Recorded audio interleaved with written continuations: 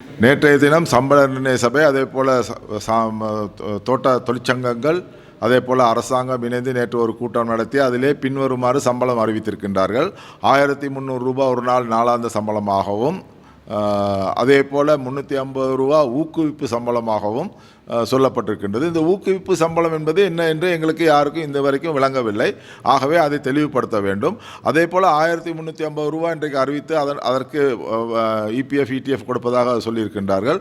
ஆனால் இதற்கு எக்காரணத்தை கொண்டும் அவர்கள் எடுக்கின்ற கிலோ கணக்கை உசத்தக்கூடாது என்பது எங்களுடைய கருத்தாக இருக்கின்றது. ஏனென்றால் கடந்த காலங்களில் 1000 ரூபா சம்பளத்தை கொடுத்து 20 கிலோ பறிக்க வேண்டும் என்ற கட்டாயத்தை நிபந்தனையை அவர்கள் சொன்னார்கள். அதற்கு குறைந்து தேயிலை கொண்டு வந்தவர்களுக்கு 800 ரூபா 700 ரூபா 500 ரூபா சம்பளம் கொடுக்கப்பட்டது. அதை மீண்டும் இந்த 1300 ரூபா சம்பளத்தை உயர்த்தி அந்த அடிப்படையிலே கொண்டு வர வேண்டும் என்ற நிர்பந்தத்தை தொழிலாளர்களுக்கு விதிக்கக்கூடாது என்பது எங்களுடைய வேண்டுகோளாக இருக்கின்றது. அதுக்கு அப்பாலே இந்த முறை செய்து கொண்ட ஒப்பந்தத்தின் மூலம் நேற்று நடைமுறைப்படுத்துவதற்காக ஏற்றுக்கொண்ட ஒப்பந்தம் இன்னும் கைச்சாத்தப்படவில்லையா என்று எங்களுக்கு தெரியாது. ஆனால் ஏற்றுக்கொண்ட ஒப்பந்தத்தின் அடிப்படையிலே 3 வருடங்களுக்கு ஒரு முறை தான் சம்பளம் பேச வேண்டும். தொழிற்சங்கங்கள் நீதிமன்றத்துக்கு செல்ல முடியாது, தொழிற்சங்க போராட்டங்கள் நடக்க முடியாது. அதே போல மேலும் பேச்சுவார்த்தைகள் இடம்பெறுவதற்கான வசதிகள் இனிமேல் இல்லை. 3 வருடத்திற்கு ஒரு முறை சம்பளம் அதிகரிப்பதாக சொல்லியிருக்கின்றார்கள். இது முற்றுமுழுதாக தொழிலாளர்களை நசுக்கின்ற ஒரு அடிமை சாசனம் போல இது சொல்லப்படுகின்றது. ஆகவே இதை மலையக தொழிற்சங்கங்கள் நாங்கள் ஏற்றுக்கொள்வதற்கு தயாராக இல்லை. ஆனால் 1700 ரூபா தோட்ட தொழிலாளர்களுக்கு சம்பளம் கிடைக்குமானால் அதை நிச்சயமாக நாங்கள் வரவேற்பதற்கும் தயங்குவதில்லை. அவர்களுக்கு கிடைக்க வேண்டும். இன்றைய நாளாந்த பொருட்களுடைய விலை அதிகரிப்பு காரணமாக அவர்களுக்கு 2321 ரூபா சம்பளம் கிடைக்க வேண்டும் என்ற எதிர்பார்ப்பு எங்கள் இருந்தாலும் கூட இந்த 1700 ரூபா முற்றுமுழுதாக அவர்களுக்கு கிடைப்பதற்கு வழிவகை செய்ய வேண்டும். ஒரு தொழிலாளி ஒரு நாளுக்கு வேலை செய்தாலும் 1700 ரூபா கிடைத்தால் அதை நாங்கள் நிச்சயமாக வரவேற்போம். அதே நேரத்திலே கடந்த சில தினங்களுக்கு முன்பு மனுஷ நாணயக்கார அவருடைய முன்னாள் அமைச்சர் அவர்கள் சொல்லியிருக்கின்றார், இந்த சம்பள அதிகரிப்பை எழுத்தடித்து செய்தது அல்லது வீணாக்கியது மலையக தொழிற்சங்கங்களான தொழிலாளர் தேசிய சங்கமும் அதே போல் மலையக மக்கள் முன்னணியும் என்று எங்கள் பேரையும் சொல்லியிருக்கின்றார். ஆகவே எங்களுக்கு இதை செய்ய முடியுமானால் நீங்கள் அரசாங்கத்திலிருந்து ஏன் உங்களுக்கு இந்த 1700 ரூபா கொடுக்க முடியாத சூழ்நிலை ஏற்பட்டிருக்கின்றது?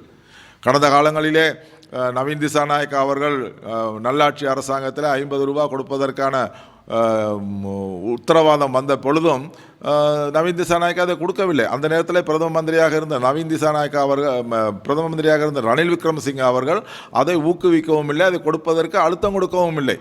இன்று ஜனாதிபதி தேர்தலிலே அவர்கள் தேர்தல் வேட்பாளராக நிற்கின்ற காரணத்தினால் இதை செய்வதற்கு இப்பொழுது பெரும் பிராயச்சித்தம் செய்து கொண்டிருக்கின்றார். இது உண்மையிலே மனசாட்சி உள்ளபடி செய்தால் மிகவும் நன்று, அல்லது மனசாட்சிக்கு விரோதமாக அவர் தன் சுயநலத்திற்காக செய்வதாக இருந்தால் அதை கண்டிக்கப்பட வேண்டிய விஷயம் என்பதையும் தெரிவித்துக் கொள்ள வேண்டும். இந்த டிரான்ஸ்பரன்சி இன்டர்நேஷனல் இப்பொழுது தேர்தல் காலத்திலே இதை செய்யக்கூடாது என்ற ஆட்சேபனையை தெரிவித்து அவர்கள் தேர்தல் கமிஷனருக்கு செல்வதாக சொல்லியிருக்கின்றார்கள். இதையும் யாராவது சொல்லிக் கொடுத்து செய்து இந்த சம்பளத்தை வழங்கக்கூடாத நிலையிலே உருவாக்க முடியுமா என்பதை தான் சிந்திக்கின்றார்கள். ஆகவே இந்த தோட்ட சம்பளம் என்பது 1700 ரூபா என்றைக்கு கைக்கு வந்து கிடைக்கின்றதோ அன்றுதான் இந்த சம்பளத்தை உத்தியோகபூர்வமாக நாங்கள் நம்பலாம். அதுவரைக்கும் இந்த சம்பளத்தை நாங்கள் நம்ப முடியாது. இதில் பல்வேறு சிக்கல்கள் ஏற்படுத்துவதற்கு பல்வேறு தரப்பினர் முயலலாம். ஆகவே இதை நாங்கள் பொறுத்திருந்து பார்க்க வேண்டும். அதாவது இன்று தோட்ட தொழிலாளர்களை கேட்டால் அவர்கள் சொல்லுகின்றார்கள், எங்களுக்கு கைக்கு வந்த பிறகுதான் இதை நாங்கள் நம்ப முடியும். ஏனென்றால் அது வரைக்கும் எந்த விதமான நம்பவே முடியாது. ஏனென்றால் 4 மாதத்துக்கு முதலே ஜனாதிபதி அவர்கள் அறிவித்து விட்டு போனார். ஆனால் அதுக்கு பிறகு இதுவரைக்கும் அந்த சம்பளம் கிடைப்பதற்கான எந்த விதமான சந்தர்ப்பமும் கிடைக்கவில்லை.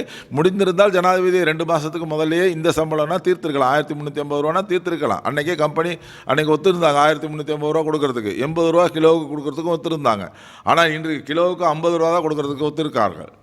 ஆகவே மீண்டும் அதே சம்பளத்தை அதே கெசட் வாபஸ் பண்ண செய்து மீண்டும் கோர்ட்டில் போய் இல்லாமல் செய்து இப்பொழுது அதே சம்பளத்துக்கு போகின்றது இந்த சூழ்நிலை உருவாகி இருக்கின்றது.